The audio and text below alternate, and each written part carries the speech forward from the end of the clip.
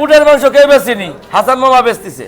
হাসান ভাই আজকে কি চমক ভাই এ হলো বাম্বু বিরিয়ানি ভাই। বাম্বু বিরিয়ানি? হ্যাঁ বাম্বুতে আবার বিরিয়ানি বানায় নাকি?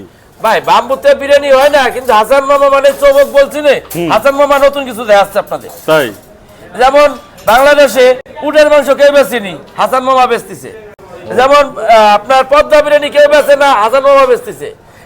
যেমন বাম্বু চিকেন কেউ বেচে না, হাসান মামা বেচতেছে। আচ্ছা, এরকম কিছু কিছু চমক আছে না, কিছু চমক তো আপনাদের দেওয়া লাগবে ভাই। কিসের মাংস দিয়ে বানাইছেন?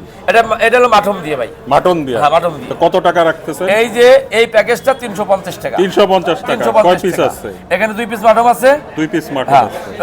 ওই যে 2 পিস মাটন আছে। বড় বড় 2 পিস। এই একটা। ওকে। এই যে এই প্যাকেজটা হলো 350 টাকা। 350 টাকা। 350 টাকা। আচ্ছা, এটা খাইতে হলে কই এটা আসতে হবে? খাইতে হলে আসতে হইব 10 নাম্বার বিআরটির